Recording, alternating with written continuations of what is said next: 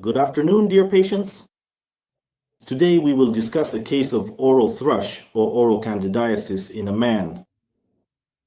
A man came to us who had performed cunnilingus with a woman about 10 days ago. His genitals were not involved. Accordingly, he is currently noticing a coating on his tongue, which you can see in the picture. He also notes a coating directly in the oral cavity, difficulty swallowing, and a metallic taste in his mouth. These are his complaints. Accordingly, he was recommended the following. First, tests for sexually transmitted infections from the mouth. More details can be found in another recently released video about oral STI testing, which you can watch separately. That's the first point. Secondly, naturally, all 8 types of Candida fungi were included. Thirdly, a culture test for bacteria and fungi from the oral cavity was performed, specifically a culture of this white coating. What was found?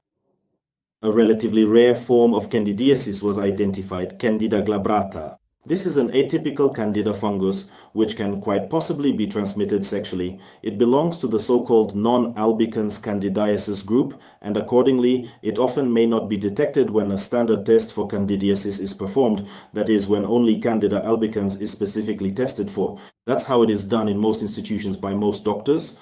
However, recently there has been an increase in cases of these atypical forms of candidiasis, including in the oral cavity, which tend to be more persistent and do not respond at all to those cheap tablets like fluconazole that doctors often like to prescribe frequently without any testing. In this case, it's good that the patient at least came in for testing rather than driving the entire candidiasis into a chronic state with a fluconazole tablet. So what is it? What makes this rare form of Candida unique, and what exactly is it sensitive to? It turned out to be sensitive to itraconazole.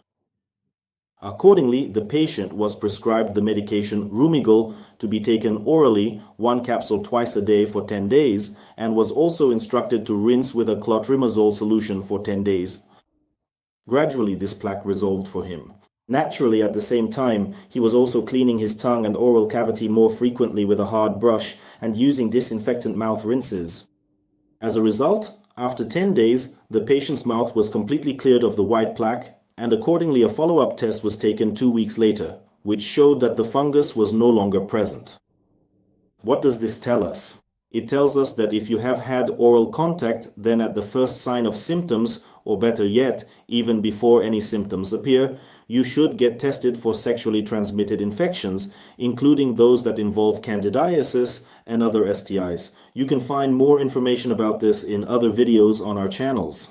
And accordingly, if such infections are detected, they should be treated.